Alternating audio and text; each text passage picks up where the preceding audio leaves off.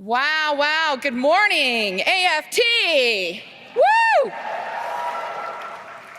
It's not an easy task to follow Senator Warren and our Labor Secretary, Marty Walsh, who had you all on your feet. But I want to say thank you, Evelyn, for that kind introduction, and wanted to acknowledge all the officers who I think have almost left the stage, but starting with Randy, who is absolutely unstoppable. She is my friend. I count on her as a partner. And I just want to say this woman is indefatigable. Is that the word? This is a crowd of educators, right? She works 24/7, which I'm sure you already know. She is passionate, and something rare that I think in a labor leader at the national level, she sits at the AFL-CIO table, and she truly cares about the entirety of the labor movement. Not just AFT, but the entire labor movement. And she is a visionary leader who is not afraid to take risks and try new things, and that's what I love most about Randy. I also want to recognize Fed and Evelyn. I know they're in earshot, but they have been incredible champions for members on the front lines over the last 2.5 years and have also played incredibly pivotal roles within our federation. And I'm just honored to be here with you. What is it, reclaiming our future? That's what we're going to do. And it's such a perfect theme because that's what AFT does. Whether you're nurses and health professionals who help heal us and get us on the path to recovery, or you're educators and paraprofessionals who shape us as students and as people. You go above and beyond to create new possibilities for all of us every single day, and we're so grateful. And that's what my teachers did for me. I'm public school proud. That's right. Mrs. Wilson, my high school English teacher, forced me to see new possibilities for myself. There was a girl in my class, my grade, named Lisa Plank. And for those of you who remember the movie Election, anybody seen that movie with Reese Witherspoon? Lisa Plank was the Tracy Flick of Gladstone High School. All right, she had been president of everything since first grade.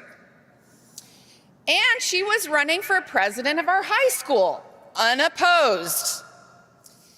And I was talking to Mrs. Wilson about it one day, and I was like, somebody should at least run against her. And Mrs. Wilson said, why not you? And I said, well, I've never run for anything in my life. But Mrs. Wilson did not accept that answer. And she said, you can do this. And so she used her off time to help me put together a campaign. I don't know if that's acceptable, for a teacher to do that, but she did. She became my coach, my motivator, and with her help, I took on Lisa Plank and I won. But it all worked out because Lisa Plank became an elementary school teacher. How about that? But Mrs. Wilson's question, why not you, has stuck with me to this day. Because there is no telling what we can do if we are willing to take risks and try new things. That's why we need to keep supporting the people who are rising up and organizing in new places. It's all around us. Workers organizing at breweries and coffee shops and REI and Apple stores and stadiums and hospitals and universities and museums and even in the cannabis industry, right? I just met with them. You can't help but snicker a little bit, right? And even on Capitol Hill.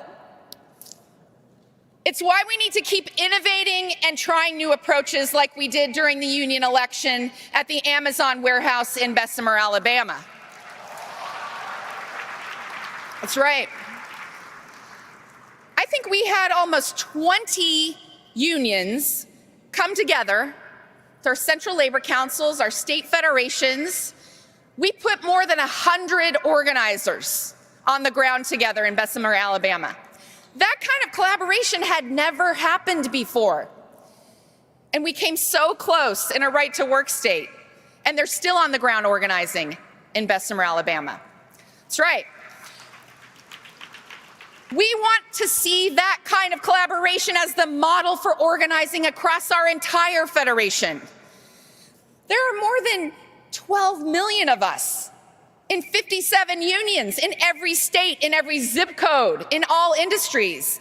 Think about what we could do if we harnessed all that power and used it to take on whole companies or whole industries together.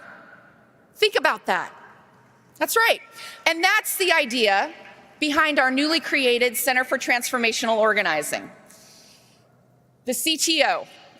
This is where we're going to convert the energy of this moment into real union growth. We're going to come together. We're going to develop these movement-wide ambitions because this is the moment. Imagine what we could do if we could take on Amazon, for example, together.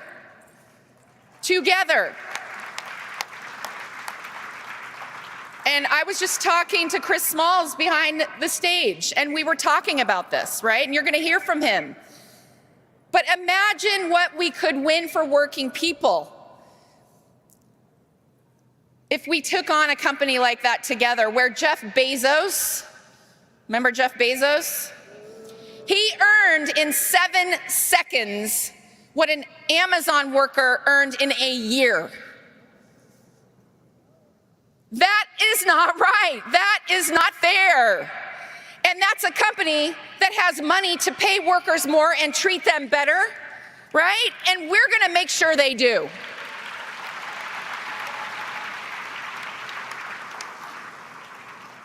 There is so much opportunity for organizing. And if you take one thing away from this today, it's got to be all about organizing. We have 93% of the private sector and 66% of the public sector workers that are not yet in unions, right? And if you look at the industries that are growing, the emerging areas of the economy, they're mostly non-union. It's terrifying to think about, right? As the industries grow and there are less unions, what's that future going to look like? Think about tech, big tech, and clean energy. Two of the most dominant growing industries. We should be charting the course to make sure that those are good union jobs. We should build that future. We need to be in those labs and at those tables creating the next generation of technology, because workers are the ones who understand their industries better than anyone. And that's what Randy's talking about, getting with career and technical education, being on the front lines of that future of work, because that's how we make sure that working people benefit from the wealth that technology creates, not just CEOs who want to use it to get rich and exploit workers.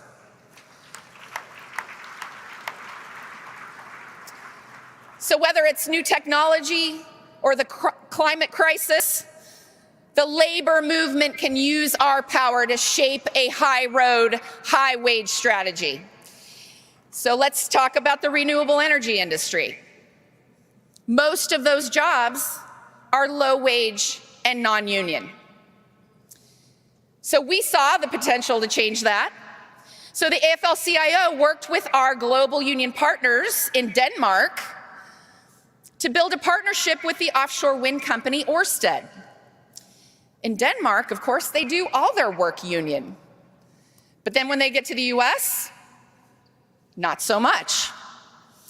So we used our leverage to negotiate a project labor agreement covering construction on wind farms all up and down the East Coast so that those construction jobs will be good union jobs. And we're going to make sure that communities of color who have been disproportionately harmed by pollution are part of these solutions. Because we know there's no racial justice without the economic justice that those high road jobs will provide. So we're going to keep pushing. We're going to keep going to new places, keep trying new things, and lifting up new voices. We're going to show the next generation of organizers that we are the place to make change. We, the labor movement. And that's how we're going to meet our goal of organizing 1 million new members over the next 10 years.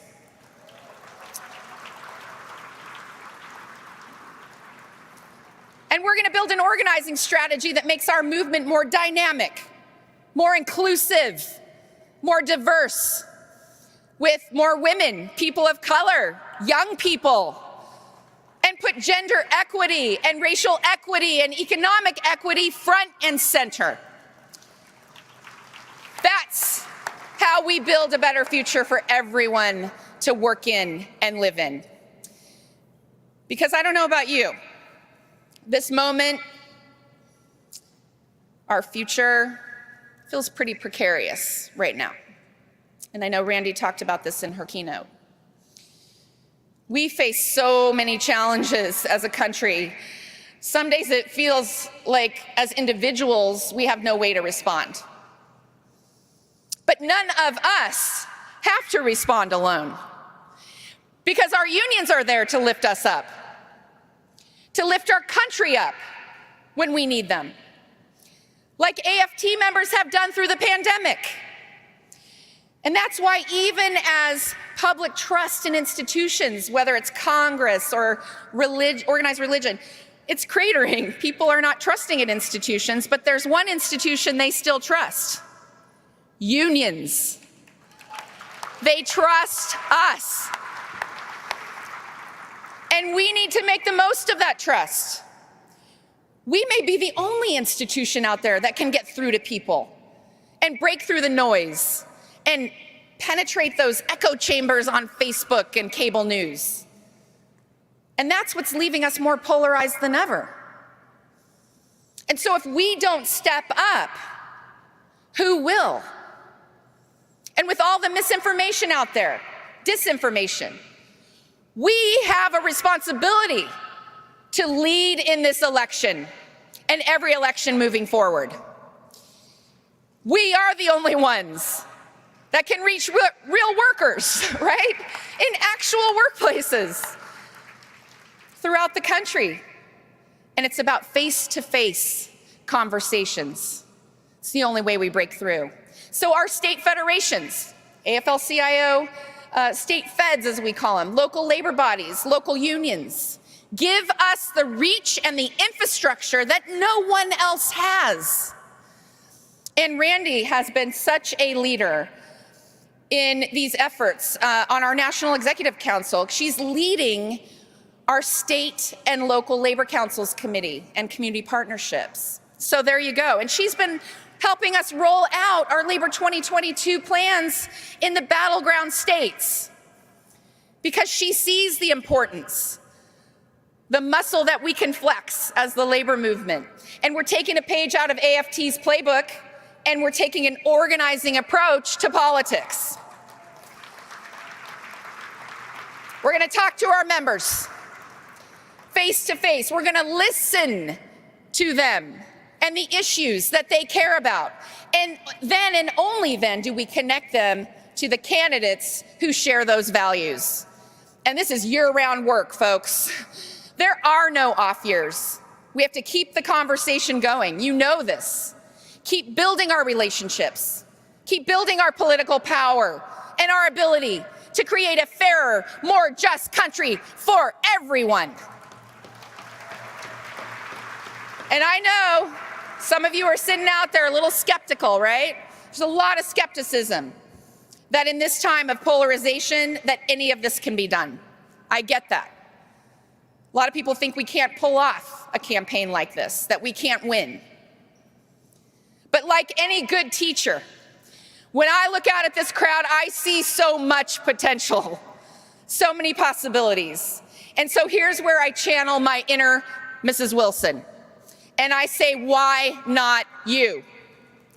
I know you can do this. Every single one of you can help organize more people. Every single one of you can help us elect pro-worker leaders. Every single one of you can help us build a better future.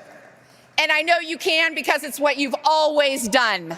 You don't shy away from a challenge, not when freedoms are in jeopardy, not when a pro-worker majority is on the line. So let's keep pushing. Let's keep fighting. And let's keep winning. Thank you, AFT.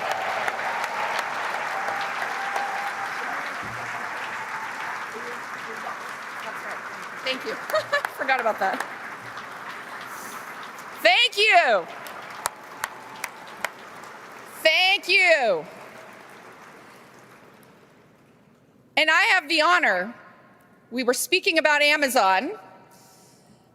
I get to introduce our next speaker, who is someone who looked at the challenge of taking on one of the biggest corporations in the world, and he asked his fellow workers, why not us?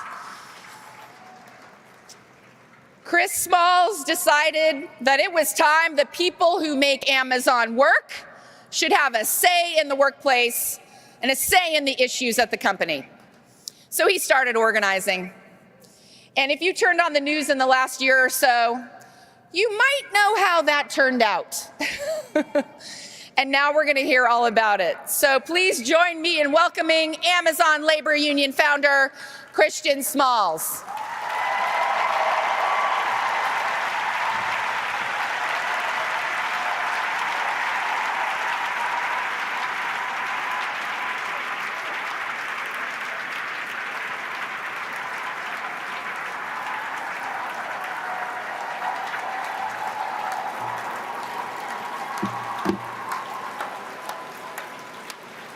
Is labor in the house? I can't hear y'all. AFT?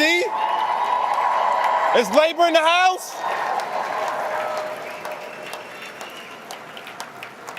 Thank you all. Thank you for having me here. I'm glad to, love you too. I'm glad to share the space with a bunch of fighters and warriors in the labor movement. So thank you. It's not a left or a right thing, it's a working thing, right? So I want to start off before I get into some real stuff I got to talk about. I want to synchronize the room real quick. So to everybody who feels up to it, you know, I know COVID's still a thing and everybody's masked up, but I want you guys to synchronize your power, because I think we forget how much power we really have when we come together. So I want you guys to hold hands, bow your heads, have a moment of silence. We had a lot of things happen this past year: gun violence, COVID, people losing their lives. I lost a lot of coworkers at Amazon.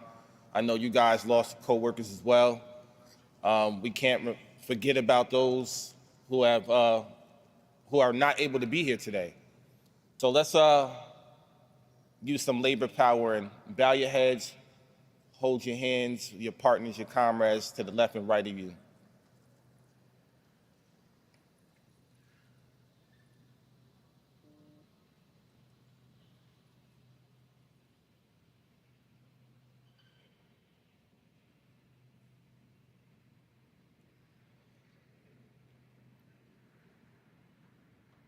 Now look to the left, look to the right, and say, I got your back. I got your back. I got your back. Yeah. Yeah, that's what I'm talking about. You got to feel it. Sometimes you got to feel it, right? Now that being said, got some things to talk about. Labor. It's a war going on outside, right? Every day against us. You know? On April 1st, 2022, for the first time in American history in Staten Island, New York, 8,300 workers voted to become the first union for Amazon in American history.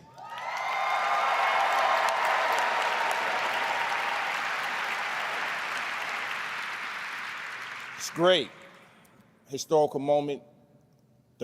One of the best days of my life, next to my kid's birth. I'll tell you that right now. Every time I watch that video of me coming out, cheering with my team and sharing that moment, I get chills in my spine because I know the sacrifice that it took to get there and the odds that we defeated to get there were unmatched.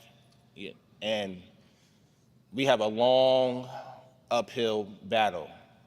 That moment is gone and past. And the high horse that we are riding is now no longer. Now it's back to the basics, it's back to the grassroots, it's back to the shop floor. And for me, I can't go back to the bus stop, but I can bring the cavalry. That's right.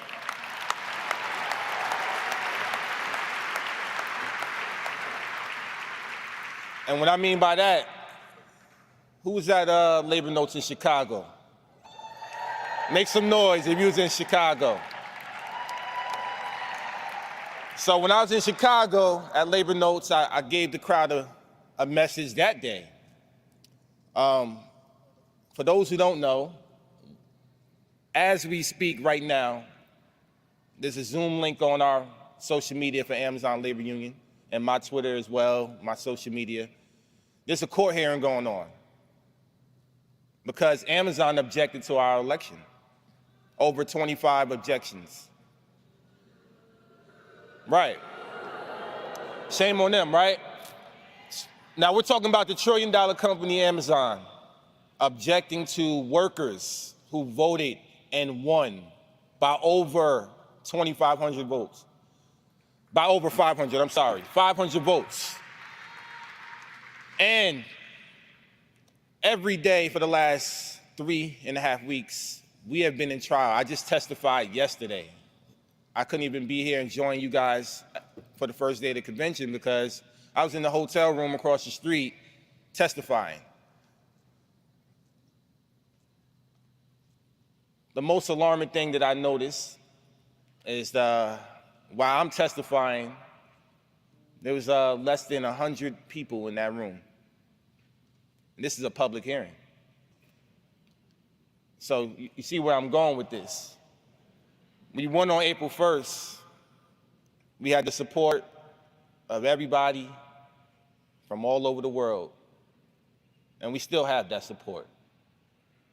But where does that support go when all the things and all the distractions and all the things that's happening in the media and our lives, our daily lives, just like anything else, any other movement, we're divided again. We're dwindling out on the message. We're forgetting about what happened. We're not showing up. For the last 3 weeks, there's been less than 100 people on the public hearing for this case. And this should be the most talked about hearing in labor right now. To be honest.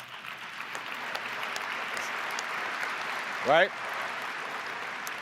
So when I made the announcement in Chicago, the next day we had about 500 people join the call. It was great. Yes, really great. It was so good when labor showed up, the next day Amazon tried to make a motion to make the hearing private. Go figure, right? They're like, complain, we can't do this. So let me tell y'all, this is a call of action, We can have a speech. I can give a speech about all the things you heard. Y'all just had some great speakers and presidents and prominent figures. We know the issues. We can talk about it all day long, all day and night, right?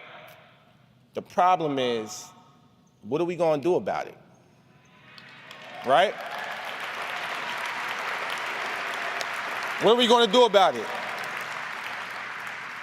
I didn't come to deliver a message or anything. I came to inspire and motivate, but I'm only one person. And we want to reclaim the future, right? We got to seize the moment.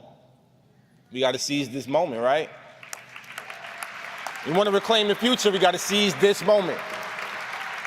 And what I'm asking from everybody here is to leave here and do more. What does that look like? I can tell you one. If the ALU, if we fail, we all fail. You understand that? Now be honest. It's not up to the ALU to fix the labor movement. You gotta get that out there as well, you know? A lot of people have high expectations for myself and for the Amazon Labor Union. I love it. I want the pressure. Work better when pressure's against us. But at the same time, it's not about what are we gonna do, myself. It's about what all of us is gonna do together, collectively. Because there's a war going on outside, and the other side is winning. They are winning. If we don't wake up, this window of opportunity is gone. If the Amazon Labor Union doesn't get a contract, we failed. They won. What does that look like? How can I go to any worker in the shop floor and say, use that process, the NLRB process, to get to an election, to vote democratically, to vote in your union? How can I educate you all the way up to that process and then turn around and there's no end game, there's no justice for us? We all owe it to ourselves, we owe it to the younger generation, we owe it to our children to seize this moment to reclaim the future. We need you. And I'm asking for help. I'm asking for help as a leader. Because even as a leader, you gotta know when to lead, and you gotta know when to listen, and you gotta know when to seek help. And I'm asking the labor movement to help us claim this victory, which we rightfully won on April 1st. There's a court hearing on every single day. Show up if you could. You don't have to be every day, even if for a few hours. That helps. If you are in the New York area, there's demonstrations going on, join us. If you hear about other campaigns on, get involved. If they need information, send it to the right person, or delegate, or union. We need every little bit of help and support collectively in order to defeat Amazon and Jeff Bezos.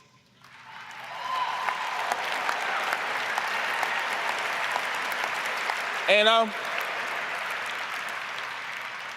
I'm excited because the future, you know, we talk about the future a lot. It's uncharted waters right now, it's murky. Don't know what's gonna happen. But I get up every day with the same energy and the same fight because I know what I'm fighting for. It's not for myself, it's for my children. And when I was a kid, and I'm glad I'm in a room full of teachers, I'm gonna tell you now, I was a tough student. And it's not your fault, it was me. Let me tell you, we learned some stuff. We learned some stuff in school, but I can tell you I got bored real quick. You know, my mom would tell you I was bored, you know, because the things they taught us, obviously, growing up, it's not really the real history of what we should be learning. Y'all know that, right? So I want to just say this to all the teachers here. you know what your duty is. Please continue teaching these kids the right history, the right history. And what I mean by the right history, please teach them labor, Black history. Please, I'm begging you. As a student that didn't like school, I'm telling you now, I would have paid attention. Trust me, trust me. And I know I don't have that much time, so I'm gonna just say this. I'm gonna say this. The ultimate power that we have as leaders and organizers and activists is to withhold our labor. Imagine if Liz Shuler told the AFL-CIO, if Randy said, you know what, teachers don't go to work today. Imagine if everybody in the country, all the unions came together on one accord, right? And said, we ain't getting, there's no gun laws, there's no women's rights, there's no social injustice. I could go on and on. But imagine if we withheld our labor.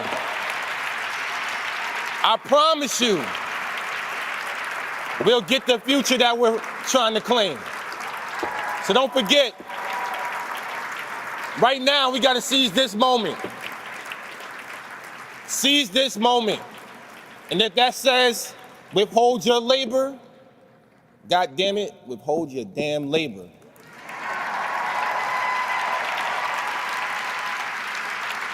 And I know some other organizers and activists that have been doing some great work. I'm about to introduce them, my comrades from Starbucks. You know, Starbucks, give it up for Starbucks workers.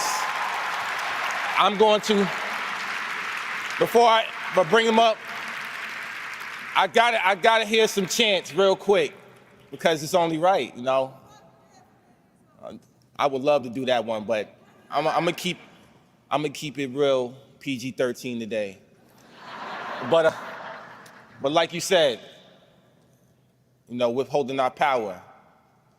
Because if we don't get it, and if we don't get it, and if we don't get it, and if we don't get it, if we don't get it, one more time, we don't get it. Power to the people, y'all. And without further ado, I'm gonna bring up Richard Ben.